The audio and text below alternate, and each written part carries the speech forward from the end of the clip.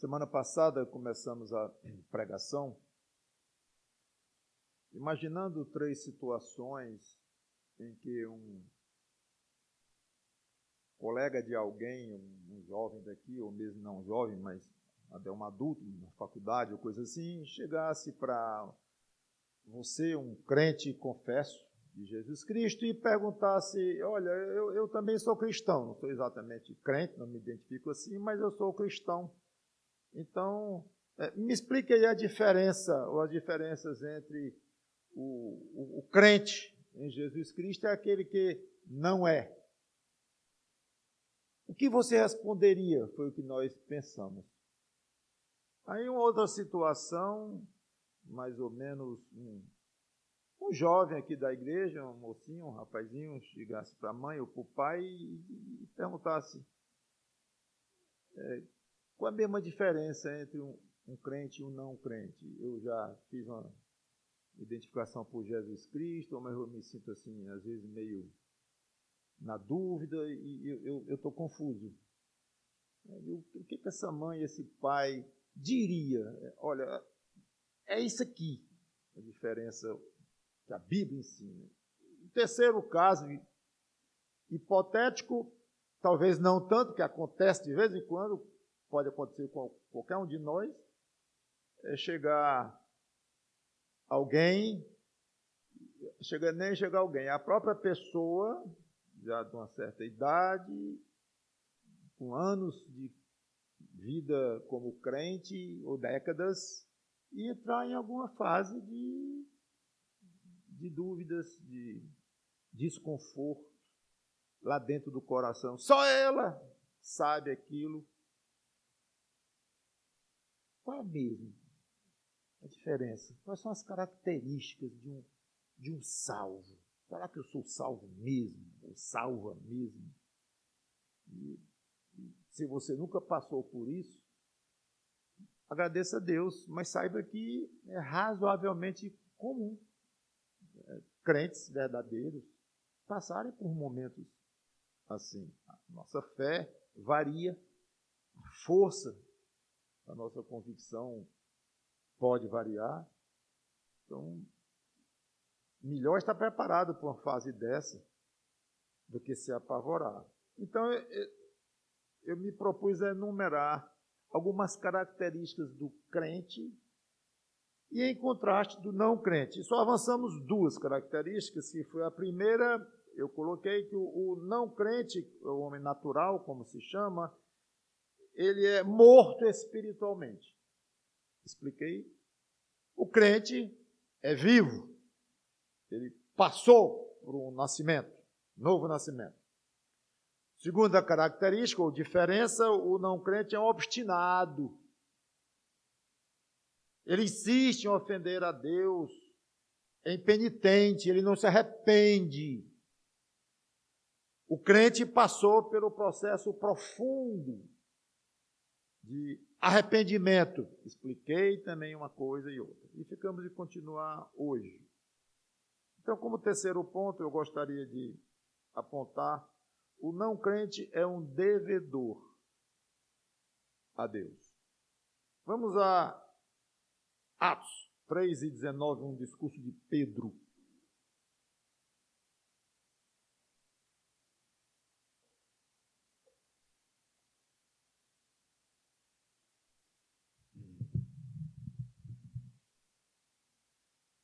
Atos 3:19.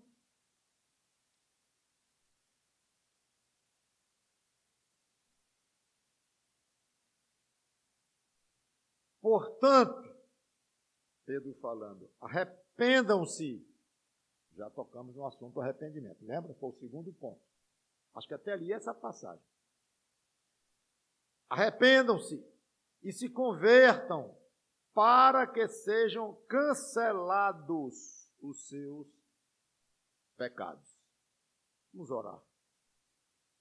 Santo Deus, nosso bom Pai, obrigado pela tua palavra aberta, que teu Espírito Santo nos ajude a transmitir e alcance corações necessitados desta pregação.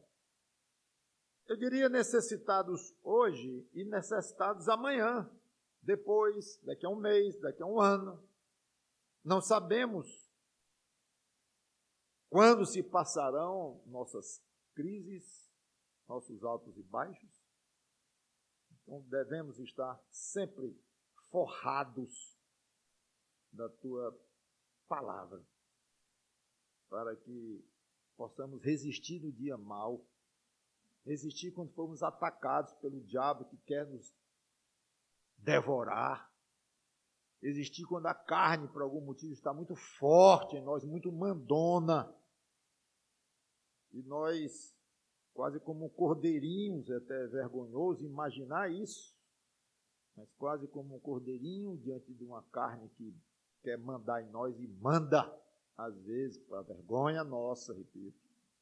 Seja como for, Senhor Deus, fortifica a nossa fé. E uma das maneiras que tu fazes isso é exatamente fazendo que nós nos lembremos da tua palavra e o teu Espírito Santo coloque ainda mais forte em nós as convicções, as nossas memórias ainda mais refrescadas com essas balizas, esses fundamentos da tua palavra que definem um crente, ao mesmo tempo que definem um não crente como nós conhecemos esse estado também. Obrigado pelo privilégio de sermos crentes, os que já somos de fato, os que estão em dúvida, sejam adolescentes, sejam homens, sejam até adultos, senhores, senhoras, anciãos, mas ajuda-nos na pequenez da nossa fé. E se somos não crentes, achando que éramos convertidos, estamos ainda vivos e com possibilidade de conversão. Então nos leva à fé, se assim tu quiseres, ou alguém que realmente nunca passou por este período de achar que era crente e se identificar, mas sempre se considerou mesmo alguém que precisava de salvação, mas nunca tinha tido um momento e agora chegou. Seja como for, produz conversões, produz amadurecimentos, produz o que tu quiseres na vida de cada um de nós. Em nome do Senhor Jesus Cristo te pedimos e agradecemos. Amém. Então, como eu toquei na oração, não temos aqui grandes novidades teológicas, são até doutrinas básicas que estamos falando aqui, mas que fazemos muito bem em relembrar. Arrependam-se e se convertam, Pedro diz, para que sejam cancelados os seus pecados. Os pecados daqueles que estavam ouvindo e não tinham tido ainda passado pela experiência do arrependimento, tinham uma pendência para com Deus. Muitas vezes não se consegue entender isto. E muitas pessoas acham, até cristãs, pelo menos nominalmente, que a pendência com Deus é contrabalançada com crédito, débito e crédito. Eu sou fraco, eu peco mesmo, não vou negar que eu não peco, eu peco. Mas eu também faço coisas boas. Tenho as minhas virtudes. Então, tenho as minhas dívidas, tenho os meus créditos, eu tenho uma conta corrente com Deus. E essa é uma mentira muito comum, ensinada para muita gente. E praticada por muitos. Digo praticada, acreditam nisto. Realmente. E é típico de pessoas assim, quando você fala que é salvo, e pergunta, e você? Eu sei lá se eu sou salvo. Quem sou eu para dizer se sou salvo? Quase que dizendo assim, você é um arrogante. É o cúmulo da arrogância, um pecador, como você é e como eu sou, não estou nem dizendo que você é mais do que eu, mas eu sou, você também é, todo mundo é. É o cúmulo da arrogância. Você não enxerga isso não, meu amigo? E você dizer que eu sou crente e por isso sou um salvo em Jesus Cristo e vai para o céu, você garante que vai para o céu? Garanto. Quem é você? Aí você vem me perguntar, não, eu sou muito mais consciente, entendeu? Ele dá uma lição de moral, né? Sou muito mais consciente do meu pecado do que parece que você é. Agora, eu também não sou cego, eu sei que eu tenho minhas virtudes e eu não sei, esse assunto é só com Deus, Ele que vai resolver, e eu só vou descobrir no dia da minha morte. Para nós, isso é um pesadelo, viver assim. Como é que está hoje? Como é que está a conta corrente? Hoje, entrei no crédito especial. Aí chega a Bíblia e diz, todo ser humano, ao nascer, carrega um débito para com Deus. Primeiro, um débito misterioso que não foi feito por ele próprio, pelo menos de acordo com o nosso entendimento, foi feito por Adão, que pecou. E o pecado dele contaminou a raça humana. Como você é humano, você nasce com esse débito. Por isso que você veio cortado, como eu já expliquei na pregação passada, no seu relacionamento com Deus. Por causa desse débito para com Deus. Mas um débito que eu não fiz. Bom, você acha que não fez. Não, eu não fiz. As ordens de Deus você fez. Em Adão. Ah, mas isso não é razoável. Entendeu? Vai discutir a sua noção de razoabilidade com o Deus do universo que Ele criou. Se é razoável ou não, mas é o que Ele decretou.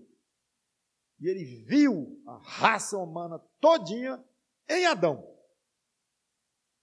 Quando Adão pecou, contaminou todos. Então lá vem a criancinha ao mundo, devendo.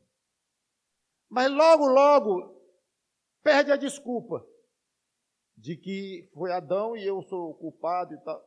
Porque logo, logo, a criança, o menino, logo está desobedecendo a Deus. Mesmo que não tenha muita noção e tal, mas tem uma noção dentro da própria mentezinha que está errado desobedecer o papai, chutar a canela do irmãozinho, roubar da irmã, errado. Então, desde cedo, já vem aquela noção, e é isso aí, é pecado, e é dívida a Deus. Todos eles, quando Pedro olhou, disse, você tem uma dívida para com Deus. Vamos a Colossenses 2, 3 e 14.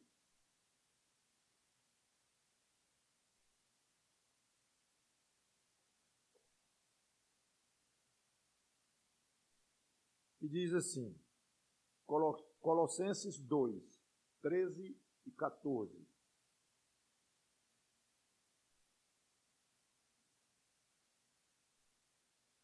E quando vocês estavam mortos nos seus pecados e na incircuncisão da carne, ele lhes deu vida, como falamos na pregação passada, né? Um é morto, o outro é vivo. Uma diferença, a primeira que eu dei logo. Ele lhes deu vida juntamente com Cristo, perdoando todos os nossos pecados, cancelando o escrito de dívida. Olha aí. Claramente. Cancelando o escrito de dívida que era com alguns de nós. Não. Que era contra nós, todos. E que constava de ordenanças. Faça isso, faça assim, não faça assim. O qual nos era prejudicial, esse escrito de dívida, claro, diante de Deus, o juiz, o julgador, o qual nos era prejudicial, removeu-o inteiramente, cravando-o na cruz. Não posso desenvolver cada passagem lida aqui, porque eu vou ler várias, porque é uma pregação temática. Mas aqui está implícito o fato de que ninguém consegue pagar esta dívida. Ninguém consegue remover por si próprio ou com algum tipo de conquista, remover essa dívida. Conseguir de alguma maneira. Então, eu conquistei a minha quitação diante de Deus. Esta passagem deixa claro aqui que ninguém consegue isso. Tem que ser alguém, não a própria pessoa. E esse alguém, claro, eu já comentava, é o próprio Deus, certamente. Mas quanto ao aspecto moral, ninguém consegue cumprir a lei de Deus. Chamando lei de Deus aqui, vamos dizer, os 10 mandamentos, que é o resumo, e como eu coloquei hoje de manhã, né, que é o resumo do resumo, amarás a Deus acima de todas as coisas e a próxima como a si mesmo. Ninguém consegue. Faz muito favor um crente a alguém quando consegue passar isso para alguém que não tem Cristo como Salvador. Desista de querer quitar uma dívida muito acima da sua capacidade. Não adianta. E uma grande conquista do diabo foi exatamente conseguir introduzir dentro do chamado do grande cristianismo essa noção de que o crente, ao obedecer a algum critério de Deus, ele está sendo ali, ao ser obediente, ele está recebendo um crédito e ele está conseguindo, de alguma maneira, ir contra o seu débito ou abatendo do seu débito. Não há sombra disso nas Escrituras. Não há. É impressionante isso. E como tem milhões de pessoas iludidas com este fato. Ninguém consegue viver no padrão que Deus exige do ser humano. Muito bem. Contraste. O crente foi perdoado de uma vez por todas. Ele recebe a quitação da sua dívida. Está resolvido. Atos 13, 38.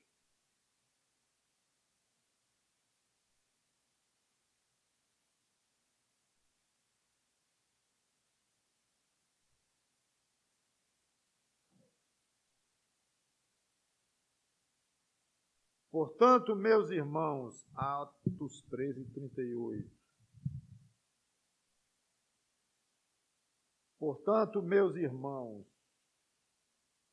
que é Paulo falando, saibam que é por meio de Jesus que a remissão dos pecados é anunciada a vocês.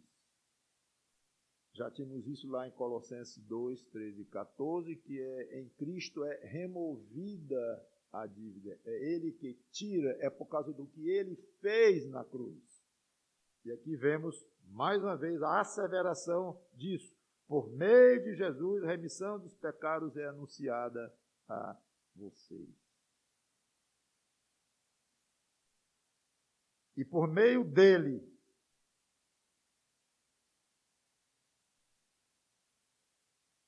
todo o que crê é justificado de todas as coisas, das quais vocês não puderam ser justificados pela lei de Moisés. Precisamente o que estamos comentando. Por vocês próprios não conseguem, mas por meio de Cristo consegue-se.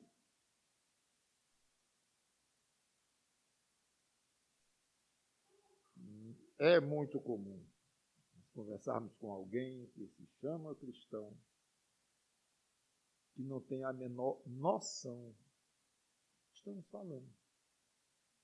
E se fosse dizer ou falar de Jesus Cristo, o que Jesus Cristo significa para você, o que ele fez para você, não ia passar de morreu, fez os nossos pecados, morreu na cruz. E muito pouco além disso. Não ia ter a noção de dizer, eu me tornei quitado, ou quites com a justiça divina. Não devo mais nada a Deus. Bom, novamente o outro vem dizer, quer dizer que além de você dizer que vai para o céu, meu amigo, sua arrogância não tem limite, não. Quer dizer que você vai para o céu, já é muito dizer isso aí, que eu não aguento a pessoa dizer isso aí, porque você não sabe se vai nem se não vai. Segundo, você vem dizer para mim que não deve mais coisa nenhuma a Deus.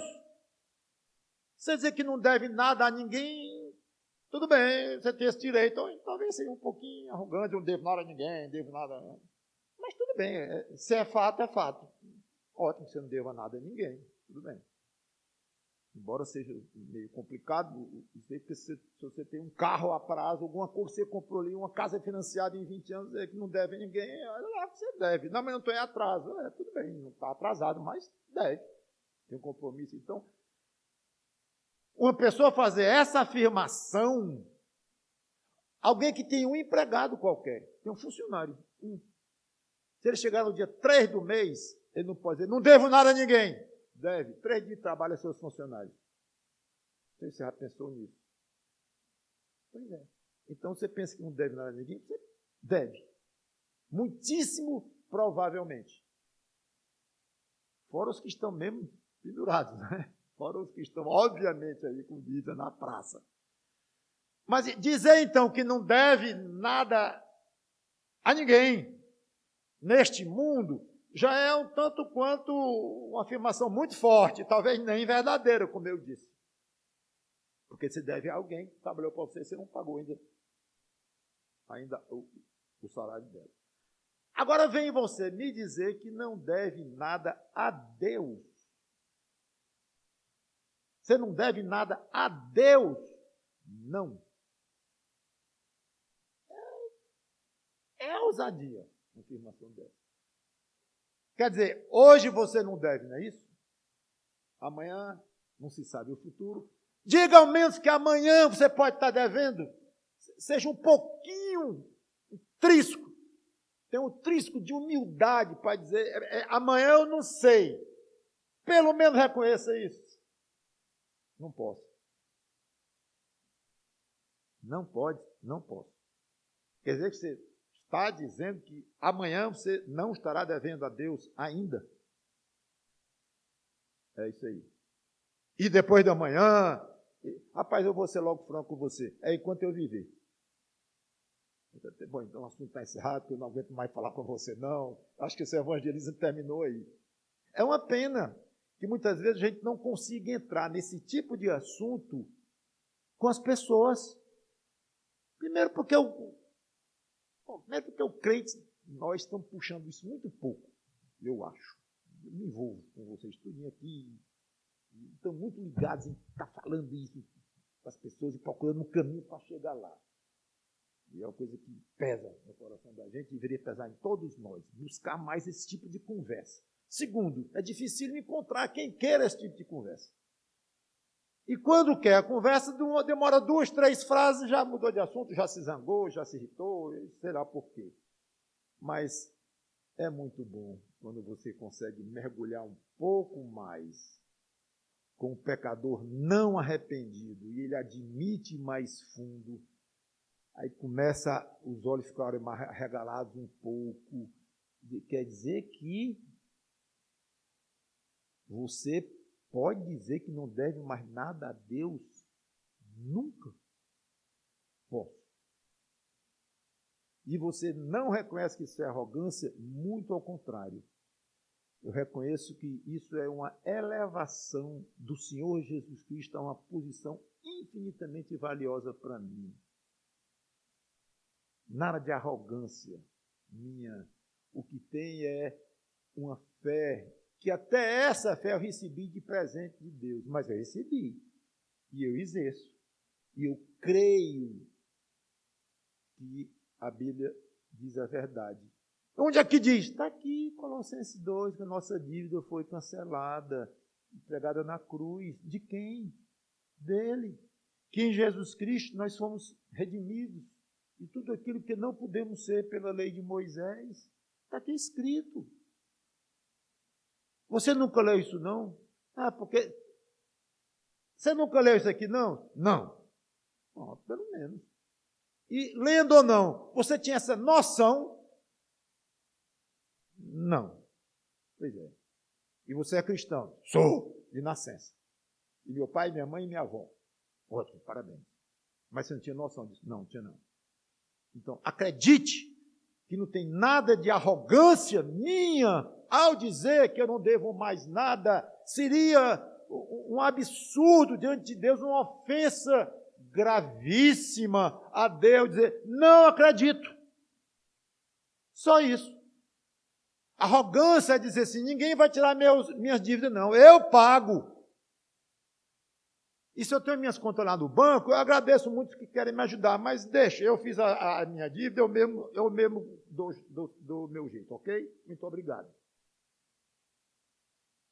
E eu vou chegar no céu porque eu conquistei a minha salvação. Essa que é a doutrina arrogante. O outro é o contrário. Eu não consigo pagar mesmo. Então, quando eu digo que eu não tenho mais dívida, não é que eu paguei, aí está o segredo. Não é que a minha quitação veio por um pagamento meu. Não. Outro pagou. Jesus Cristo pagou naquela cruz por mim. Então, o que eu disse é que está pago e eu não devo mais nada. E nem vou dever amanhã, porque ele vai ter que morrer de novo. E daqui a 1 ano, e daqui a 10 anos, se eu estiver ainda nessa terra, ele vai ter que morrer toda vez que eu pecar. Então, um pouco de tempo até de explicar, a gente vê que tem lógica, não é uma coisa assim que exige uma fé em algo que não se consegue nem conceber. Não, essa é uma coisa que dá para a gente entender mais ou menos. 1 João 2,12.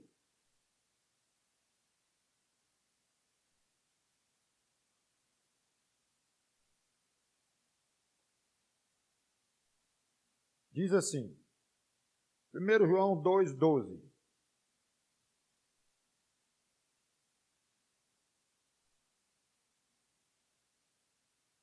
Filhinhos, escrevo a vocês, porque os seus pecados são perdoados por causa do nome de Jesus. É Ele.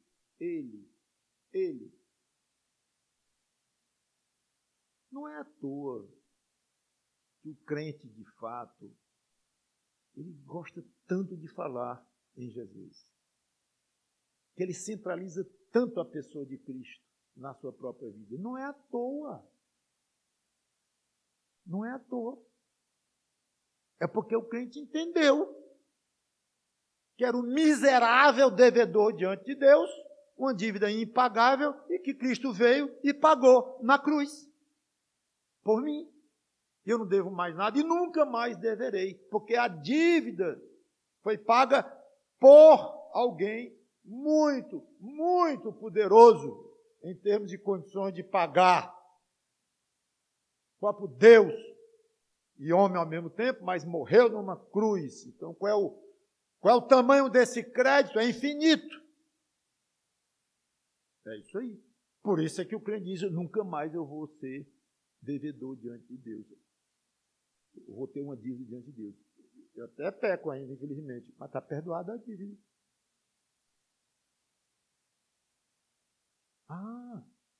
Isso equivale a você chegar num banco e tirar dinheiro e não está devendo. Isso é bom demais. Eu vou viver nesse banco. Se tivesse um banco assim. R$1.000 aí, seu gerente. Aí, e não vai nada para a minha conta. Não vai não. Não, assim é bom demais. Então, já que é assim, se eu me converter um dia, estou solto para pecar, né? Não é assim? Agora, argumente agora, meu amigo. Estou solto, estou liberado. Porque assinaram um cheque por mim em branco, a ponto de você estar dizendo aí que se pecar não tem mais dívida nenhuma. Porque se não peca mais do que já peca hoje, peque muito mais, se solte, meu amigo, aproveita essa vida. Aí você tem mais 2 horas para eu lhe explicar aqui? Não é assim. A semelhança com o banco é furada, não é assim.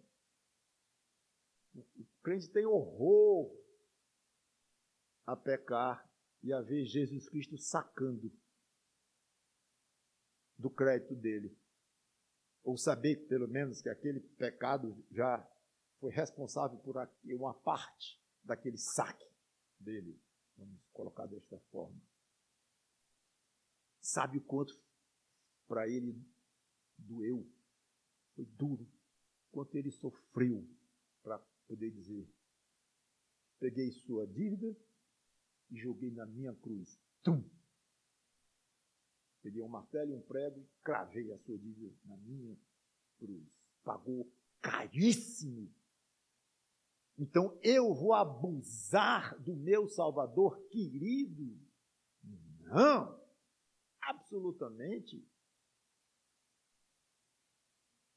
E com o perdão, então, vem, como já coloquei, o cancelamento da dívida. Atos 3 e 19 eu já li, e Colossenses 2 também. Já li, então, o que eu queria ler sobre este assunto. Diferença entre um não crente e um crente. O não crente é um devedor constante a Deus, cada vez deve mais. O crente, verdadeiro crente, ele já foi perdoado, teve a sua dívida totalmente perdoada de uma vez por todas. Embora ele não tenha pago, mas está perdoado porque foi pago por Jesus Cristo, ou paga a dívida dele. Quarto, o não crente é escravo. Escravo. 2 Timóteo capítulo 2, versículo 24.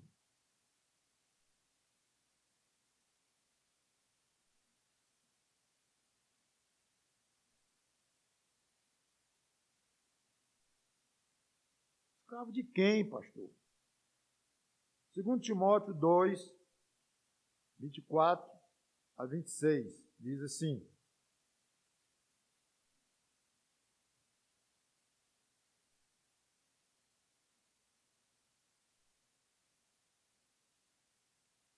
o servo do Senhor não deve andar metido em brigas, mas deve ser brando para com todos, apto para ensinar, paciente, disciplinando com mansidão os que se opõem a ele, na expectativa de que Deus lhes conceda não só o arrependimento, de novo, viu? A ideia de arrependimento, como já falei na vez passada.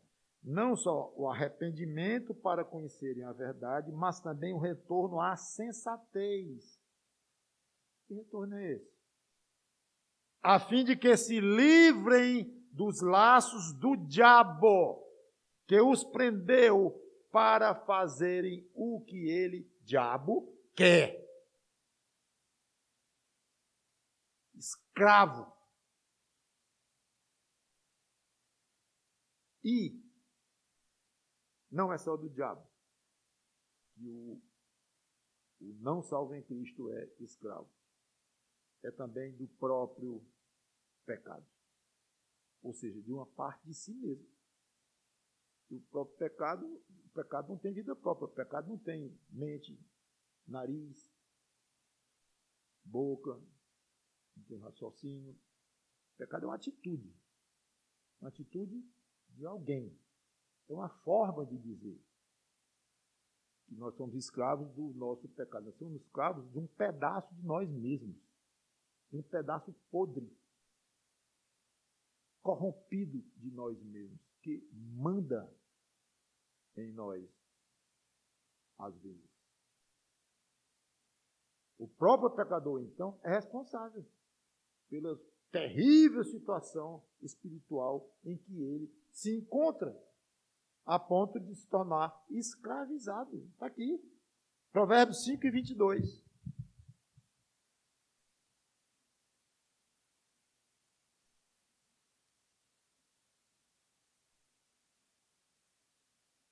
Quanto ao ímpio, eu já cheguei lá, vamos tocando para poder avançar. Quanto ao ímpio, as suas iniquidades o prenderão. Provérbios 5 e 22. As suas iniquidades o prenderão. Quer dizer que eu vou prender a mim mesmo. É. Estranho, né? E com as cordas do seu pecado será detido. Agora seria muito estranho chegar o dia e encontrar você em casa, e você, o que está vendo? Eu não vou poder sair de casa. Por quê? Porque eu me amarrei. Você se amarrou? Eu peguei uma corda e amarrei. Até onde eu pude. Chega um ponto que é difícil amarrar. As pernas vai, mas amarrar a própria mão é mais complicado. Mas dá um jeito. É estranho. Se auto-amarrar. É até meio louco. Não normal, não saudável. Pois é. E quem disse que o pecado não é meio louco? Ou louco e meio?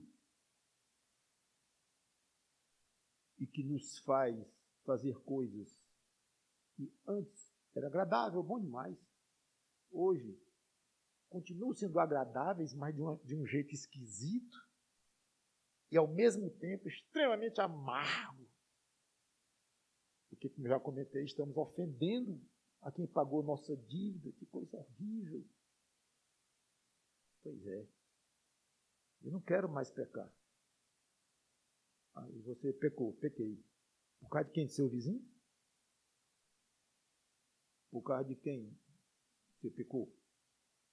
Não, porque isso. Não. Você pecou porque quis. Agora, alguém pode ter lhe levado, lhe estimulado, ou uma pessoa, ou uma foto, ou uma ofensa que alguém lhe fez e você então deu um tiro. Alguém pode ter estimulado você e ter mexido fundo nas suas emoções e tal, mas você pecou porque você quis. Ainda mais sendo um crente que conhece muito bem os padrões que Deus espera de um crente. Então é uma espécie de loucura, de insanidade, pensando bem. Eu não sei como é no céu o pensamento de um salvo lá. Mas talvez, que é especulação pura, né? Se vai se lembrar dos pecados que gostava de fazer, ainda crente, mesmo com certo sofrimento por causa da consciência e tal, mas ainda não conseguia evitar, ainda era meio escravo e tal. Lá no céu deve, se acontecer isso, deverá dar uma repugnância tão grande a nós mesmos. Como é que eu ainda gostava daquilo e sabendo que ofendia a Deus, e eu cometia e logo depois me arrependia, sinceramente. Estava fingindo não era hipocrisia minha não. E depois estava ofendendo de novo. Então tu é doido? Mais ou menos. Então é uma insanidade. O pecado tira, desvia do que é lícito, do que é bonito, do que é ético, do que é decente, do que é justo, do que é santo. Ele desvia. E ele é chamado de loucura em algumas passagens das Escrituras, de fato. Então é loucura, a pessoa, é meio estranho, é muito anormal uma pessoa se auto-amarrar. Pois é, mas nós nos auto-amarramos com as cordas do nosso próprio pecado, nos deixamos escravizar. João 8:34, o Senhor Jesus Cristo falando, disse assim, diz assim, João 8:34, em verdade, vamos rápido, senão basta você ouvir.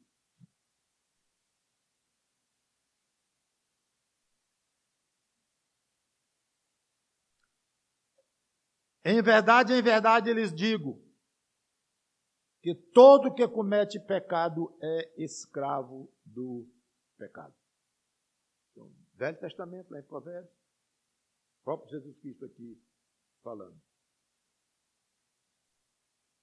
Pouca coisa há no mundo de mais revoltante do que a escravidão,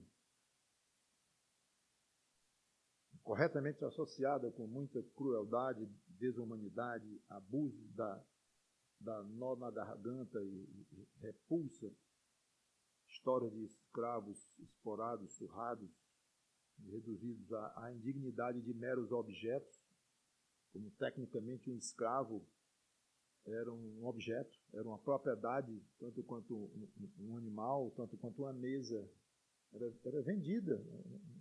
Um dono de escravo estava precisando de dinheiro, ele podia vender um boi, podia vender um móvel, podia vender um pedaço de terra, podia vender escravo. Tanto faz, era uma opção. Pois aquele que não é crente em Jesus Cristo é escravo do pecado. E é escravo do diabo. Pensando no diabo, ele comete todo tipo de abuso sobre nós, indignidades, mente, engana, enrola, ilude. É absolutamente impiedoso, malvado, cruel. Não, tudo que você pensa de pior, do pior tipo de escravidão a que um senhor submetia seus escravos, pode pensar no seu caso, que foi, em termos, antes de você ser crente no Senhor Jesus Cristo. Ainda comete pecados, mas não mais escravo, ou pelo menos não deveria ser. E a situação do crente é curioso que a Bíblia deixa mais ou menos assim, você não precisa ser mais escravo do pecado. Tecnicamente, você está livre em Jesus Cristo. Você nasceu de novo, certo? Se você andar no Espírito, o pecado não vai ter domínio sobre você, certo? Mas você anda no Espírito de uma maneira tal que não tem pecado nenhum que tenha poder sobre você. Não creio que você vai argumentar isso. Eu não tenho essa coragem com relação a mim próprio. Mas pensando então, primeiro no que não é crente, ele é absolutamente alvo, vítima de todo tipo de abuso por parte do diabo. E quanto ao próprio pecado, é diferente, porque é mais um ser mais poderoso do que nós, como o diabo é, em termos de poderes que recebeu de Deus. Ele exerce de uma maneira maligna, mas é óbvio que é mais poderoso, mais forte, como um anjo é mais forte do que um ser humano. Então, no caso do nosso próprio pecado, como eu disse, é uma coisa interna, é nós mesmos. Mas seja como for, você é escravo de uma parte de você mesmo. Quer dizer, o não crente, que é uma situação terrível. Agora, desde quando alguém que nasceu no chamado grande cristianismo, e que foi batizado quando era pequenininho, crismado, como eu fui, e coisa desse tipo e tal, fez as primeiras 9 sexta-feiras, não sei nem se ainda existe isso, eu fiz, e assim vai. Quando é que alguém assim já ouviu falar nisto? Eu, escravo do diabo? Não eu. Eu canto a canção sobre o diabo do carnaval. Desenho o diabo com chifre, rabo, tridente. Faz deboche dele ainda. Cito ele nas marchinhas, eu citava antes. Não tem ideia que é escravo do diabo. Talvez tenha medo das coisas sobrenaturais, passa longe no cemitério. Não tem nada a ver com conhecer a doutrina de que você, meu amigo, é escravo do diabo. Menos ainda já pensou no fato de você ser escravo de você próprio. Mas é o que a Bíblia ensina. Então, você vê, são verdades que a Bíblia nos equipa a saber você possa avaliar. Um dia você está querendo se avaliar em termos de é salvo ou não é, uma crise daquela que eu comentei. Minutinho. Eu reconheço que fui escravo do diabo. Eu entendo isto. Hoje eu não sou mais. Embora ele me perturba, ele me maltrate, ele me persiga ainda, mas não sou mais escravo dele. Pelo menos tenho condições de não ser. Você entende isto? Entendo bem. Ótimo sinal. Examine os pontos que caracterizam um crente. Muito bem.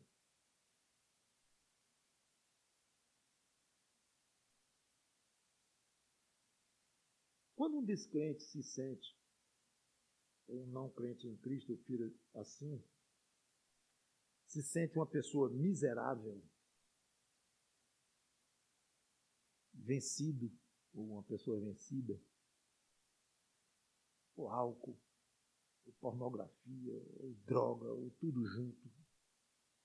Se olha no espelho assim, ou mesmo não ter nada disso, mas a mente confusa, não sabe para onde vai, não sabe o que quer, ou com raiva de tudo. E se olha no espelho assim e se sente uma pessoa miserável, ele está tendo uma lucidez rara. Não crente, se olha para o espelho e se acha uma pessoa miserável e diz assim, eu estou olhando para uma pessoa miserável mesmo. Ele está sendo lúcido, porque ele é.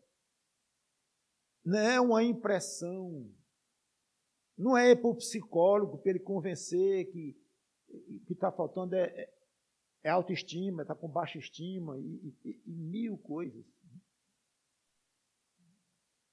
Tem coisas boas que vêm de psicólogos e coisas que são úteis, mas muita coisa não é, não. É doutrina, é ensino contra a doutrina das Escrituras. Porque o correto é dizer, eu estou me sentindo miserável. Parabéns. Mas crente é bicho estranho mesmo. Você vem me dar parabéns que eu estou me sentindo miserável, e vou dar de novo. Sabe por quê? Porque é por aí. É por aí. Pode ser o começo da sua caminhada para a salvação, meu amigo, porque você de fato é um miserável, você é escravo da pior criatura que existe no universo, chamado diabo. Você é escravo dele. Como é que você não quer ser miserável? É claro que você ainda é pouco. Está sentindo é pouco ainda? E mais, e você é inimigo de você próprio. Quer dizer que está me chamando que eu tenho dupla personalidade? No mínimo. Não sei se tem dupla, tripla. Eu sei o seguinte, que você é alguém muito estranho. Não agrada a Deus, acha que agrada, acha que conhece a Deus, se chama de cristão, não tem coisa nenhuma de cristão, todo confuso, desagrada a Deus, ainda acha é bom. Aí talvez domingo está lá se confessando, ou sei lá, fazendo o quê, que está tudo bem agora, e é um vai e vem, e acha que tem coisa boa e tem coisa ruim, que vai pesar tudo aquilo que eu tenho comentado. E no fim, se acha meio esquisito, está achando esquisito, porque se acha esquisito. Pois você está sendo lúcido e você é profundamente miserável, porque é escravo do diabo. O pior dos donos dos senhores de escravos que já houve, não se compara com o poder e a malvadeza do diabo. E sabe o que você pode fazer para se libertar da escravidão do diabo? Rapaz, bem que eu gostaria de saber. Me dê uma dica. Sabe o que você pode fazer por isso? Não, me diga. Nada. Nada. Quanto mais você fala, mais eu lhe acho esquisito. Porque você acaba comigo, me destrói, e eu peço uma solução e você diz nada. Não. Eu não disse que não tem solução, não. Eu disse que você perguntou o que você pode fazer por isto, para se livrar da escravidão do diabo. Eu disse nada, e repito. Mas daí para dizer que não tem uma solução, tem porque eu me beneficiei desta solução, porque eu sou um salvo em Jesus Cristo, e eu fui libertado do diabo. Tu foste? Fui. Como? Agora eu lhe digo. E fui libertado do pecado também, como alguém que me dominava totalmente. Romanos 16, 17 e 18.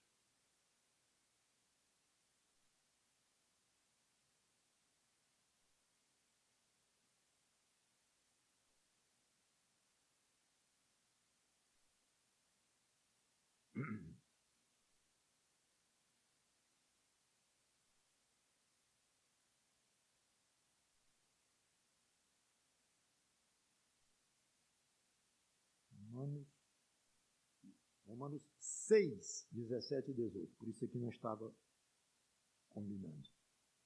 Ok? Romanos 6, 17 e 18. Mas, graças a Deus, que tendo sido escravos do pecado, passado, vocês vieram a obedecer de coração à forma de doutrina a que foram entregues. E uma vez libertados do pecado, foram feitos servos da justiça. Quem nos libertou? João 8, 31 e 32. Isso aqui é você respondendo ao amigo ou amiga que perguntou: o que você fez para se livrar da escravidão do diabo? Não é nem porque que você fez, é como eu falei, eu não fiz nada, mas fizeram por mim. João 8, 31 e 32.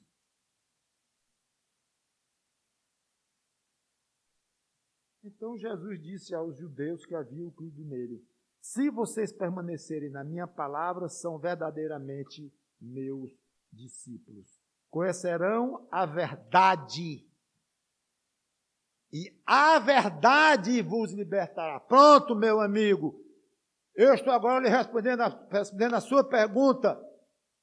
Como é que você conseguiu escapar da escravidão do diabo? Eu fui libertado pela verdade. Tudo bem. Já é uma resposta. Não foi você próprio que se autolibertou, foi a verdade. Muito bem. Mas está meio vago. É a Bíblia, né? O Velho Testamento, é o Novo, é o conjunto. É a igreja, né? É a igreja que contém toda a verdade. Não, essa aqui não é mesmo. Aí você vai para João, capítulo 14, versículo 6. Eu sou o caminho, disse Jesus Cristo, e a verdade e a vida. Ele é a verdade personificada, ele é a própria verdade. Ele lhe libertou dos domínios do diabo, o mesmo que pagou pela sua dívida, que, aliás, tem todo o sentido. E é isso que as Escrituras ensinam. É a mesma coisa dele dizer: e eu lhe libertarei.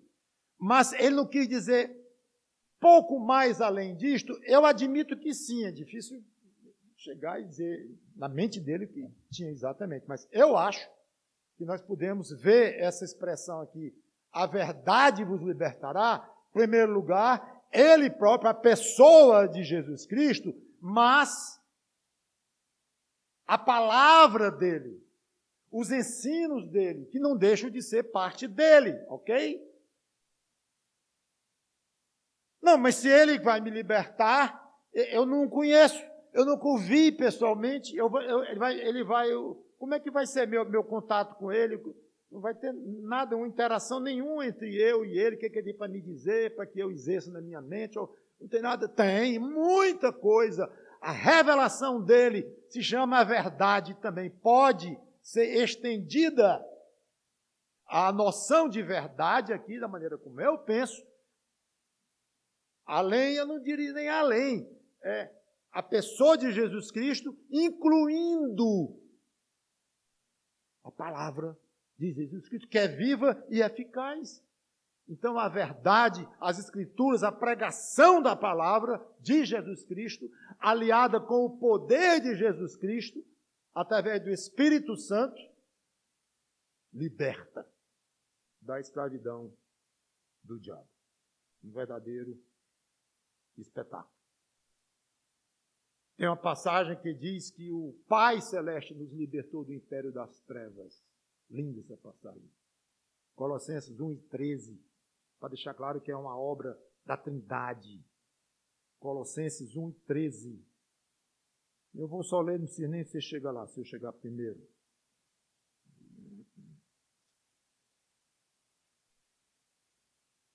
Ele, falando do Pai, nos libertou do poder das trevas, ou do império das trevas, e nos transportou para o reino do seu Filho amado. Aqui está a prova de que fala do Pai. Nos libertou do império ou do poder das trevas. Nos arrancou do reino de Deus.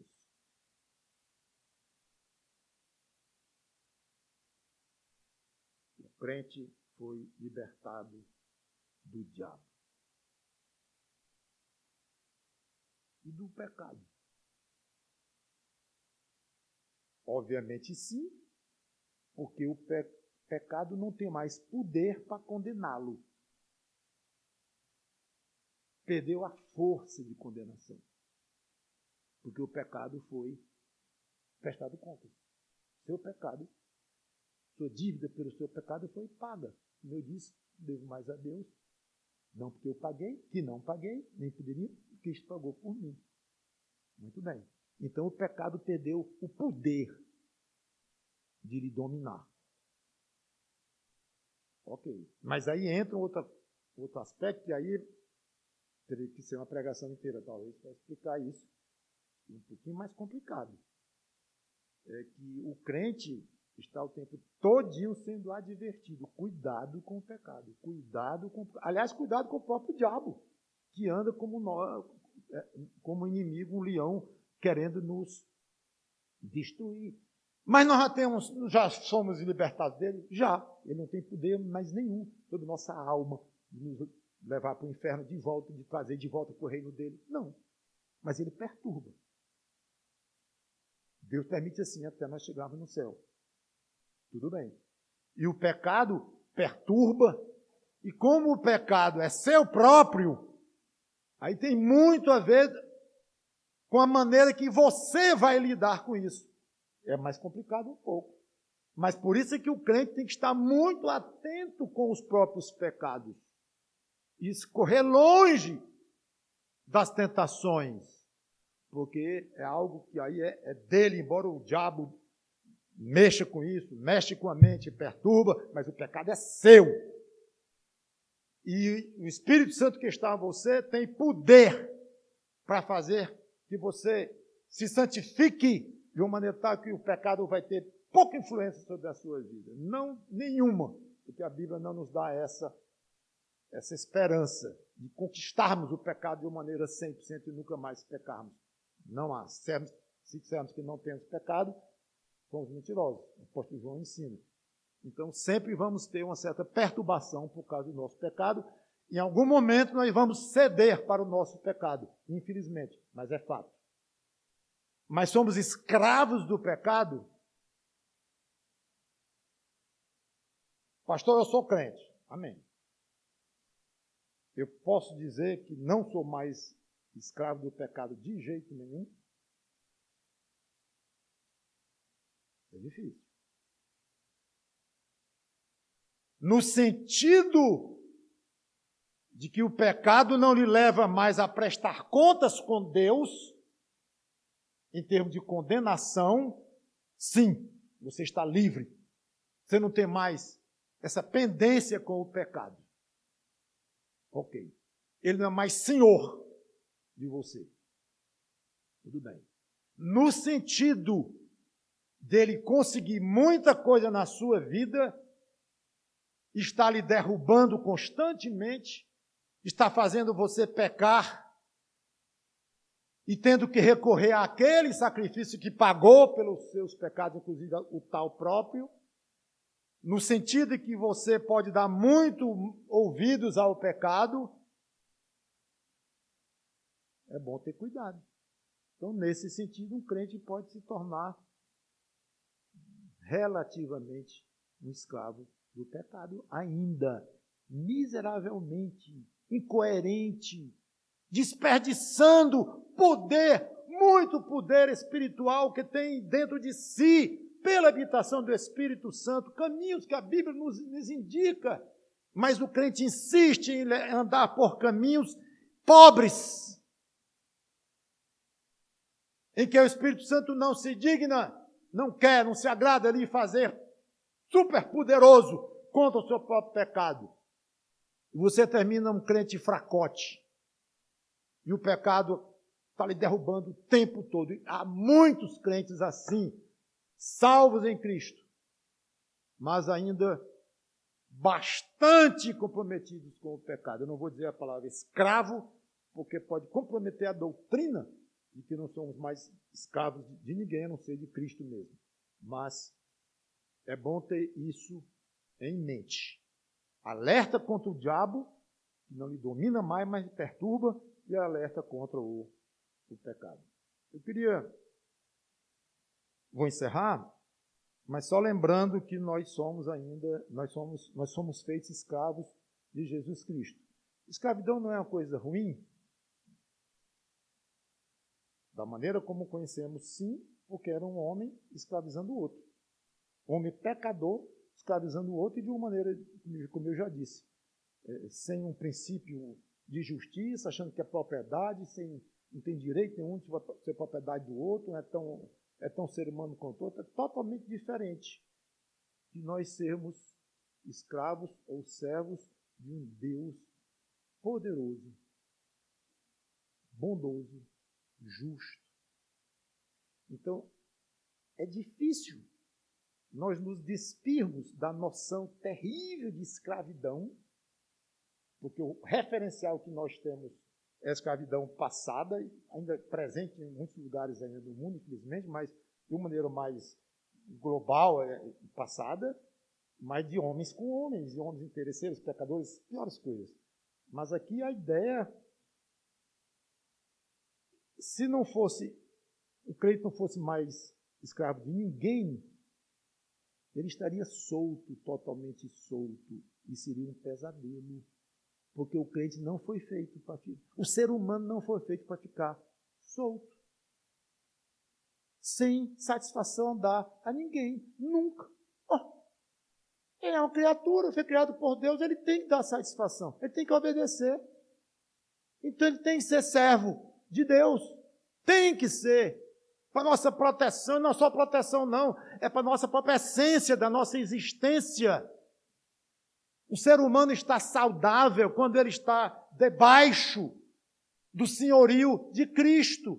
A grande liberdade do crente é esta, é que ele serve a um senhor, ele não está sujeito a ele próprio, que não pode ser porque ele é uma mera criatura, mas está sujeito a um Deus criador, um Deus esse que o deixa livre para fazer o bem, para fazer o que é benigno. E ele próprio só quer o bem para nós. E coloca alegria no seu coração, porque você está fazendo o bem, olhando para o céu. Você está lá, servo de Cristo, escravo de Cristo. Mas esse senhor só quer o meu bem. Eu passo o dia todo aqui, feliz, feliz, feliz. Pois é. E é escravo. De quem? Daquele senhor. Aí dá gosto de ser escravo. E eu não queria pensar em não ser escravo dele. Porque me dá uma segurança, me dá uma alegria, me dá uma paz, ser escravo de alguém, o servo. A palavra escravo dói na gente. Eu conheço, eu falo aqui constrangido, Porque nós, desde pequenos, estamos acostumados com a ideia de escravo sofrendo e levando corrente nas costas, sendo torturado. Eu poderia estar amenizando aqui com a palavra de servo e tal, que é verdade também, mas, gente, a palavra no grego é essa mesmo, é servo, é escravo. Então, não vamos ter esse problema de usar, mas explicando bem como eu estou explicando. Então, não é que eu me libertei do diabo, me libertei do meu pecado, me libertei de tudo. Sou agora dono de mim mesmo, e até sem pecado eu não tenho mais, mas sou dono de mim mesmo. Para fazer o quê? Sei não. Estou com crise de identidade. Pois é, o crente sem ser servo de Cristo é um tremendo solto, sem rumo. Felicidade, sabe o que é? É ser liberto dentro do serviço e da escravidão ao Senhor Jesus Cristo. Isso é felicidade. É exercitar a liberdade que a nossa escravidão a Cristo nos proporciona. Isso é felicidade. Quer ser feliz? Vá a Cristo. Quer ser infeliz, miserável, escravo do diabo, do seu pecado, condenado, dívida que não pode pagar nunca, continue sem ser discípulo do Senhor Jesus Cristo. Vamos orar.